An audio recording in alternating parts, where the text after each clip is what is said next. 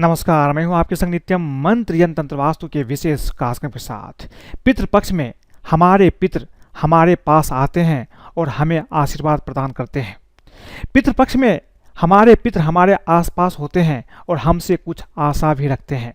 पितृपक्ष में जो चीज़ें आप अपने पितृ को देते हैं, किस तरह से ये चीज़ें पितृ तक पहुंचती है, शायद आपको पता नहीं होगा। हम आपको बताएंगे जो चीज़ें आप पितृपक्ष में अपने पितरों को, अपने पूर्वज को प्रदान करते हैं, किस तरह से ये चीज़ें पितृ तक पहुंचती है।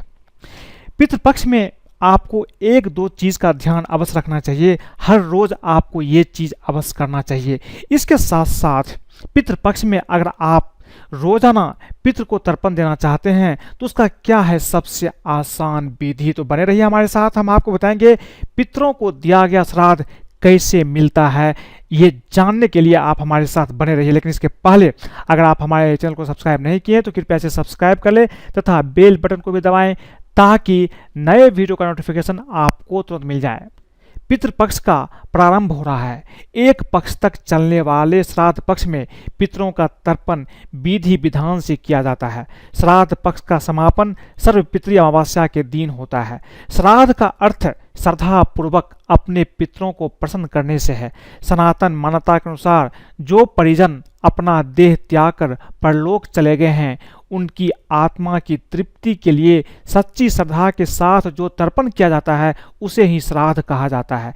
ऐसी मान्यता है कि मृत्यु के देवता यमराज श्राद्ध पक्ष में जीव को सारे पितरों को मुक्त कर देते हैं ताकि वे अपने परिजनों के यहाँ जाकर के तर्पण ग्रहण कर सके। मृत परिजनों को पितृ कहा जाता है। पितृपक्ष में मृत्यु लोक से पितृ पृथ्वी पर आते हैं और अपने परिवार के लोगों को आशीर्वाद देते हैं। पितृपक्ष में पितरों की आत्मा की शांति के लिए उनको तर्पण किया जाता है।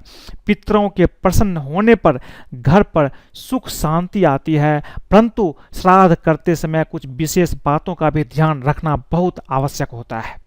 पितरों के लिए कहा गया है कि वह अपने कर्मवश अंतरिक्ष में वायव्य शरीर धारण कर रहते हैं।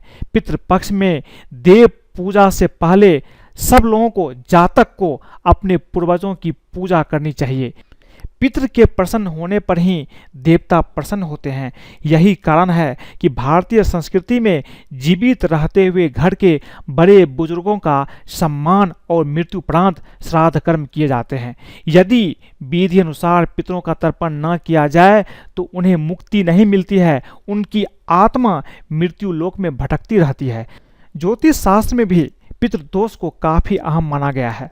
जब जातक सफलता के बिल्कुल नजदीक पहुंचकर भी सफलता से वंचित हो जाता है, संतान उत्पत्ति में परेशानियां आती है, धन हानि हो रही होती है, तो ज्योतिष शास्त्र के अनुसार पितृदोष से आप पीड़ित हो चुके हैं। इसलिए आपको पितृदोष से मुक्ति के उपाय भी बताए जाते हैं। लेकिन पितृपक्ष में अगर आप कुछ उपाय करते हैं तो कभी भी आपके जीवन में पितृदोष नहीं आता है और पितरों की शांति अगर आप दिलवा देते हैं तो आपके जीवन में हमेशा धन की प्राप्ति होती है, कभी भी किसी काम में रुकावट नहीं होती है, संतान प्राप्ति भी आपको बहुत आसानी से हो जाती है। अब एक प्रश्न सबके मन में आता है कि पितृपक्ष में जो चीज़ें आप अपने पितृ को अर्पित करते हैं ये पितृ तक कैसे पहुंचता है। देखिए, हर एक इंसान अपने कर्मों के अनुसार मृत्यु के बाद भिन्न भिन्न गति प्राप्त करते हैं। कोई देवता बन जाता है, कोई पितृ बन जाता है, कोई प्रेत बनता है, कोई हाथी, कोई चींटी या कोई अन्य जानवर बन जाता है, कोई वृक्ष बन जाता है या कोई औषधि बन जाता है।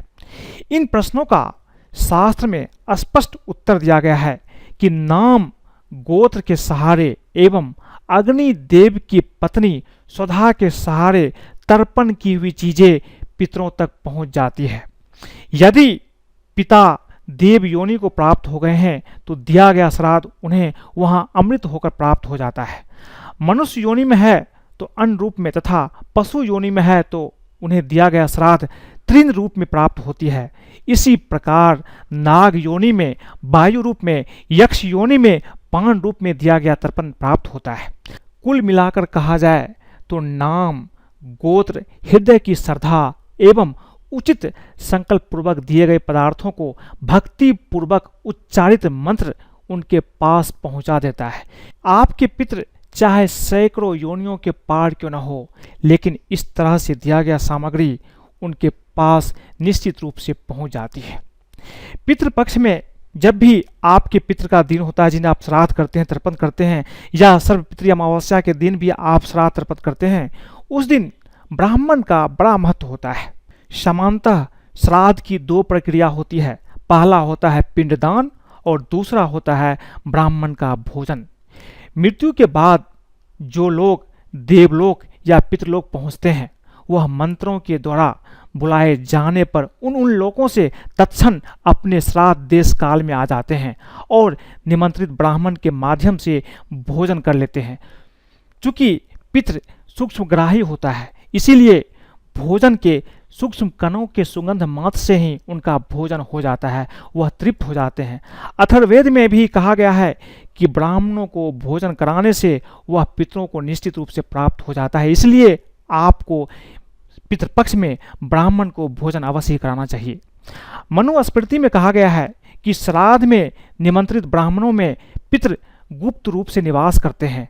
प्राण वायु की भांति उनके चलते समय साथ साथ चलते हैं और बैठते समय बैठते हैं। श्राद्ध काल में निमंत्रित ब्राह्मणों के साथ ही प्राण रूप में पितृ आते हैं और उन ब्राह्मणों के साथ ही बैठकर भोजन करते हैं। मृत्यु के पश्चात पितृ सूक्ष्म शरीरधारी होते हैं, इसलिए उनको कोई नहीं देख पाता है। वो ब्राह्मण के रूप में ही आते हैं, उनके शरीर में हवा के रूप में आते हैं और सूक्ष्म रूप से वो कणों का सुगंध लेकर के ही, जो आपके भोजन के कण होते हैं, उसी का सुगंध, भोजन का सुगंध लेकर ही तृप्त हो जाते हैं। इसीलिए आपको ध्यान रखना चाहिए कि इस समय ब्राह्मण को भोजन कराना बहुत अति आवश्यक है। पितरों के बारे में ऐसा कहा जाता है कि वह अपने कर्म के अनुसार अंतरिक्ष में वायव्य शरीर धारण कर रहते हैं। अंतरिक्ष में रहने वाले इन पितरों को श्राद्ध काल आ गया है, यह सुनकर ही तृप्ति हो जाती है। वह मन की गति से अपने श्राद्ध देश कुल में आ जाते हैं और ब्राह्मणों के साथ भोजन कर तृप्त हो जाते हैं।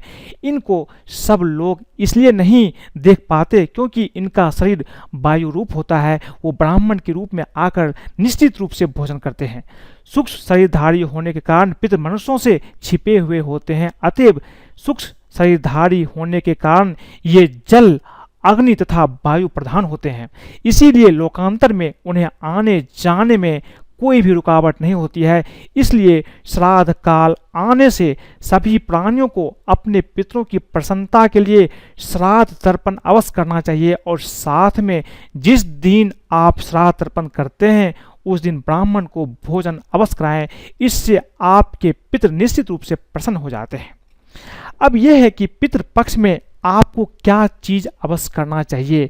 पितृपक्ष की जो 16 दिन होती है, इसमें आपको 1-2 चीज रोजाना अवश्य करना चाहिए। अगर आप ये चीज करते हैं तो आपके जीवन में कभी भी कोई परेशानी नहीं आती है। सबसे पहली चीज है, घर में जिस जगह आप पानी भरकर रखते हैं उस जगह पर रोज शाम के समय एक दिया अपने पूर्वजों की स्मृति में लगाएं, उन्हें प्रणाम करें, प्रार्थना करें कि घर के बड़े बुजुर्ग और अन्य सभी सदस्यों की रक्षा करें और मार्गदर्शन करें। अगर आप ऐसा रोजाना पितृपक्ष में करते हैं तो आपके पितृ से बहुत प्रसन्न होते हैं।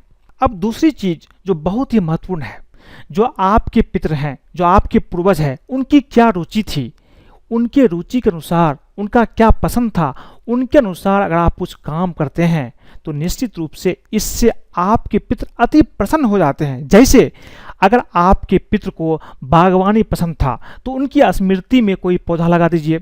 यदि कोई पितृ शिक्षा के पक्षधर रहे हैं तो उनकी स्मृति में किसी एक बच्चे की शिक्षा का आप भार उठा लीजिए, खर्चा उठा लीजिए। कोई यदि कला से जुड़े हुए थे तो उनके नाम से किसी प्रतिभावान कलाकार को पुरस्कार दे दीजिए। इस तरह से पितृ को जो पसंद था, जो चीज़ें उन्हें पसंद थी, उनके अनुसार अगर आप कुछ काम करते हैं, कुछ दान करते हैं तो निश्चित रूप से आपके पितृ इससे बहुत ज़्यादा प्रसन्न होते हैं। क्योंकि उनकी जो रुचि थी, उनकी जो पसंद है, उनके अनुसार जो भी काम आप करते हैं, इससे आपके जीवन में संघर्ष कम होता है, सफलता प्राप्त होती है, धन की हानि कभी नहीं होती है। ये चीज़ें भी आपको ध्यान रखना चाहिए और पितृपक्ष में अवश्य करना चाहिए। एक तीसरी चीज़ आपको जो पितृपक्ष में रोजाना करना चाहिए, ऐसे तो हर रोज आपको करना चाहिए। प्रातःकाल स्नान करने के बाद आपको सूर्यदेव को जल अवश्य अर्पित करना चाहिए। और सूर्यदेव को जब आप जल अर्पित करते हैं उस समय गायत्री मंत्र का जाप करें, इससे भी आपके पितृ प्रसन्न होते हैं, पितृ को तृप्ति मिलती है। अब एक चीज़ जो बहुत महत्वपूर्ण है, कुछ लोग पितृपक्ष में रोजाना पितृ को तर्पण करते हैं। कुछ लोग जिस दिन पितृ की देहांत की तिथि होती है उसी दिन श्राद्ध या तर्पण करते हैं। अगर आप रोजाना पितृ का तर्पण करना चाहते हैं तो बहुत अच्छी बात है। इसके लिए आपको बहुत ही आसान विधि है, मैं आपको बताता हूँ। इस विधि से आप रोजाना पितृ का तर्पण कर सकते हैं। तर्पण करने के लिए आपको सबसे पहले जल की तैयारी करनी है। जल में थोड़ा सा आप एक लोटा लीजिए, तांबे का लोटा लीजिए, उसमें थोड़ा सा जल ले लीजिए, उसमें थोड़ा दूध, गंगा जल, तुलसी दल और तिल मिला करके जल तैयार कर लें।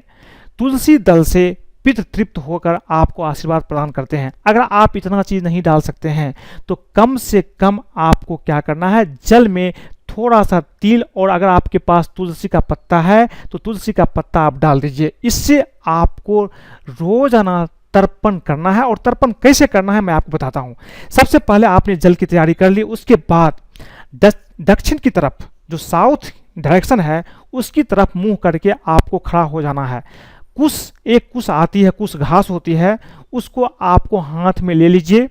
कुश हाथ में लेकर के जो जल आपने तैयार किया है, ये जल पूर्वजों को याद करके 3 बार जो चीज़ मैं आपको बता रहा हूँ ये चीज़ें कहते हुए आप जल का अर्पण कर दीजिए। जल को अर्पण करते समय आपको बोलना है, आप तृप्त हो जाएं, आप तृप्त हो जाएं, आप तृप्त हो जाएं। इस तरह से जल अर्पित करते समय आपको ये चीज़ें 3 बार बोलनी है। अगर ऐसा करते हैं तो आपके पितृ आपसे प्रसन्न हो जाते हैं। दूसरा चीज़ है कि अगर आप मंत्र भी बोलना चाहते हैं तो एक बड़ा अच्छा मंत्र है। जल को अर्पित करते समय आप इस मंत्र का भी जाप कर सकते हैं, 3 बार 9 बार कर सकते हैं। ये चीज़ भी आप अगर करते हैं तो इससे भी पितृ आपके प्रसन्न हो जाते हैं।